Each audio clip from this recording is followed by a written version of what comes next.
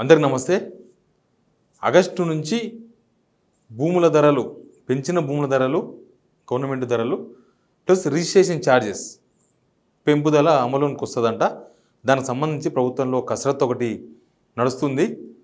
ఎంత పెంచాలి, ఎక్కడ ఎంత పెంచాలి, హైదరాబాద్ శివారు ప్రాంతాల్లో ఎంత పెంచాలి, జిల్లాల్లో ఎంత పెంచాలి, మండల కేంద్రాల్లో ఎంత పెంచాలి, ఊర్లలో ఎంత పెంచాలి, ప్రతి దగ్గర పెంచాలి అనే దానిలో ప్రభుత్వం నిమగ్నమై ఉంది. ఎందుకంటే భూముల ధరలు మార్కెట్ రేటుకు ప్లస్ గవర్నమెంట్ రేటుకు చాలా డిఫరెన్స్ ఉందనేది ప్రభుత్వం వాదన. నిజానికి కూడా సిస్టమ్ ప్రకారం ప్రతి సంవత్సరం ఎప్పుడు లెవెల్ చేస్తూ ఉండాలి. కానీ ప్రస్తుతం తెలంగాణలో రియల్ ఎస్టేట్ పరిస్థితి ఏంది? తెలంగాణలో రియల్ ఎస్టేట్ చచ్చుబడిపోయింది.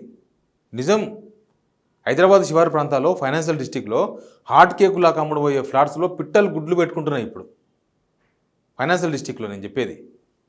ఇంకా మిగతా ఏరియాలో అయితే హైదరాబాద్ శివారు ప్రాంతాలు చాలా ఏరియాల్లో అయితే ఇటు విజయవాడ హైవే కావచ్చు, సాగర్ హైవే కావచ్చు, ఉప్పల్ హైవే కావచ్చు, ఇటు కొద్ది మేడ్చల్ సైడు అంతా ఏరియాలంతా కూడా బిల్డర్సు అప్పులు తీసుకొచ్చి ఇల్లు కట్టి అమ్ముకోలేని స్టేజ్లో ఉన్నారు. దాదాపు ఇది ఒక 7-8 మంత్స్ నుంచి ఎలక్షన్స్ ముందు నుంచి, అసెంబ్లీ ఎలక్షన్స్ ముందు నుంచి ఈ సిచ్యువేషన్ ఉంది.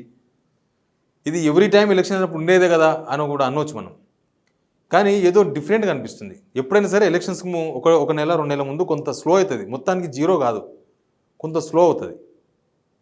ఎలక్షన్ అయిపోగానే మళ్ళీ స్టార్ట్ అవుతుంది, పికప్ అవుతుంది. మళ్ళీ కనీసం ఇట్లా పడిపోయిన గ్రాఫ్ కనీసం ఇట్లన్నా స్టార్ట్ చేస్తుంది. ఇప్పుడు ఇట్లే ఉంది గ్రాఫ్. అయితే ప్రభుత్వ లెక్కలు ఒకటి చెప్తున్నాయి ఏంటంటే, ఈ రిజిస్ట్రేషన్ల సంఖ్య పెరిగింది, ఇన్ని లక్షల రిజిస్ట్రేషన్లు అయినాయి. పోయిన సంవత్సరం మార్చి కన్నా ఈ సంవత్సరం మార్చిలో ఎక్కువ రిజిస్ట్రేషన్లు అయినాయి, పోయిన సంవత్సరం ఏప్రిల్ కన్నా ఈ సంవత్సరం ఏప్రిల్ ఎక్కువ రిజిస్ట్రేషన్లు అయినాయి అనేది లెక్క చెప్తున్నారు. నిజానికి ఆ లెక్క ఎందుకు వచ్చిందంటే, అంతకుముందు అసెంబ్లీ ఎలక్షన్స్కి ముందు అగ్రిమెంట్ చేసుకునే ఉంటాయి కదా, అవన్నీ ఇప్పుడు రిజిస్ట్రేషన్ చేసుకున్నారు. అవన్నీ తొందరపడి రిజిస్ట్రేషన్ చేసుకుంటున్నారు. ప్లస్ ఈ భూముల ధరలు, రిజిస్ట్రేషన్ ధరలు పెంచుతారని తెలిసిన తర్వాత ఇంకా ఎక్కడెక్కడో పాతవి కూడా 45 రోజులు అప్పుడు ఎప్పుడో అగ్రిమెంట్ చేసుకుని కూడా మొత్తం క్లియర్ చేసుకునే ప్రయత్నాలు ఉన్నారు జనమంతా. ఎందుకంటే మళ్ళీ రిజిస్ట్రేషన్ ఛార్జీలు పెంచుతారు. ఆల్రెడీ 7% రిజిస్ట్రేషన్ ఛార్జెస్ ఉన్నాయి. విత్ GST 8% అవుతుంది. అది 7.5 to 8% అవుతుంది. భూముల ధరలు ఆల్రెడీ ఆ గవర్నమెంట్ పెంచింది. మళ్ళీ భూముల ధరలు ఎంత పెడుతుందో 50% అంట కొంతమంది చెప్తున్నారు. ఇప్పుడు గవర్నమెంట్ ధర అక్కడ గజం లెక్క, హైదరాబాద్ లెక్క చెప్తాను నేను. గజం ఒక గవర్నమెంట్ లెక్క ఒక 15,000 ఉందనుకోండి. 15,000 నేను చెప్పేది తక్కువ. 15,000 ఉంటే దాన్ని 20,000 25,000 చేస్తారు. ఆల్రెడీ భూమి ధర పెరిగిందా? దాని మీద యాక్చువల్గా రిజిస్ట్రేషన్ ఛార్జెస్ తగ్గించాలని డిమాండ్ ఉంది. నిజానికి రిజిస్ట్రేషన్ ఛార్జెస్ అంతా ఉండొద్దు. భూముల ధరలు పెంచినప్పుడు రిజిస్ట్రేషన్ ధరను 3కో 3.5కో 3%, 3.5%కో తగ్గించాలని డిమాండ్ ఉంది. కానీ అట్లా ఉండదు. ఇది పెరుగుతుంది, డబలు అది పెరుగుతుంది. 2 పెరిగి తడిసి మోపడై రియల్ ఎస్టేటు ఇక ఇంతే. ఇట్లాంటి సిచ్యువేషన్ ప్రస్తుతం తెలంగాణలో ఉన్న సిచ్యువేషన్ ఇది. రేపు ఆగస్టులో పెంచితే అది ఏం కావాలి?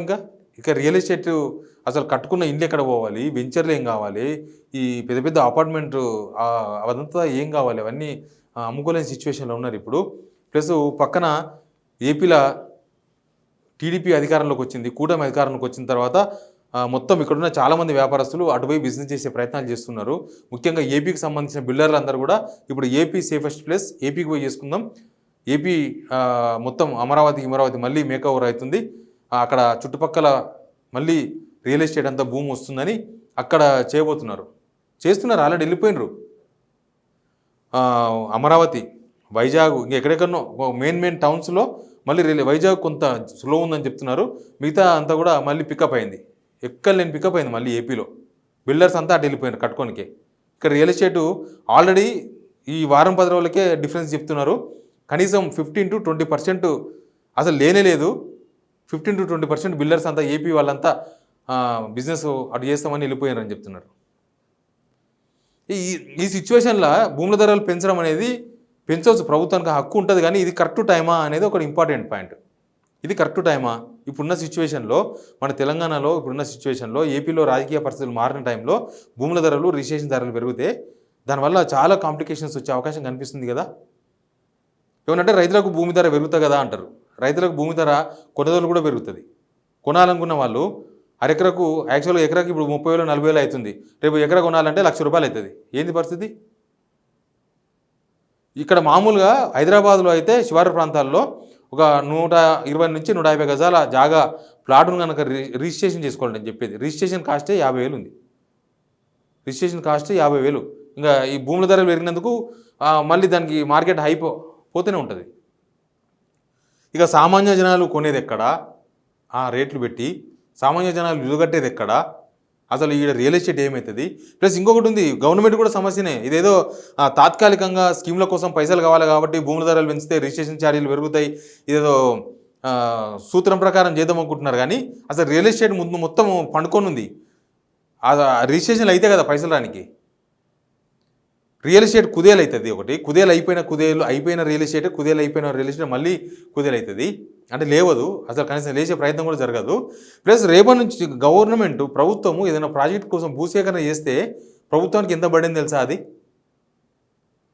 రేపు నాడు ఏదో ప్రాజెక్టుల కోసం అకౌంట్ లేకుండా భూసేకరణ అవసరం పడుతుంది. రేపు రీజనల్ రింగ్ రోడ్ కోసం భూసేకరణ చేయాలి, 10 times ఇవ్వాలి చట్టం ప్రకారం. 2013 కాంగ్రెస్ చేసిన చట్టమే అది. 2013 ఎండింగ్లో అక్కడ యూపీఏ గవర్నమెంట్ లాస్ట్ దిగిపోయే ముందు ఒక చట్టం చేసిపోయినారు. గవర్నమెంట్ రేటుకు 10 times ఇవ్వాలి. ఇస్తారా? ఇవ్వలేరు కదా. ఇక 2013 పార్లమెంట్లో వేసిన చట్టం, భూసేకరణ చట్టం 5 times ఇవ్వాలని మార్కెట్ రేట్కు. నిజానికి మళ్ళీ 2016 ఇక్కడ గవర్నమెంట్ వచ్చిన తర్వాత స్టేట్ గవర్నమెంట్ మార్చిండ్రు దాన్ని, 3 times ఏదో చేసినట్టున్నారు, సబ్జెక్ట్ టు కరెక్షన్. ఇప్పుడు ఏంటంటే భూసేకరణ చేయాలంటే వీళ్ళు ఇప్పుడు లేకపోతే మల్లన్న సాగర్ లాంటి గొడవ జరిగినప్పుడు 2013 భూసేకరణ చట్టం అమలు చేయాలని వీళ్ళందరూ డిమాండ్ చేసింది కాబట్టి వీళ్ళు ఇప్పుడు 5 times ఇవ్వాల్సిందే కదా. భూముల ధర పెరిగితే భూసేకరణ చేసినప్పుడు వాళ్ళ డబ్బులు ఎక్కువ ఇవ్వాల్సి వస్తుంది. మరి అదిగో గుర్తుపెట్టుకోవాలి గవర్నమెంట్. కేవలం స్కీమ్లకు డబ్బులు లేవు కాబట్టి తాత్కాలికంగా ఏదో భూముల ధరలు పెంచేసి రిజిస్ట్రేషన్ ధరలు పెంచేసి మేకోవర్ చేద్దామంటే కుదరదు. దీనిలో ప్రభుత్వానికి నష్టమే, జనాలకు నష్టమే ఉంటుంది. ఇప్పుడున్న టైంలో టైమింగ్ ఇంపార్టెంట్.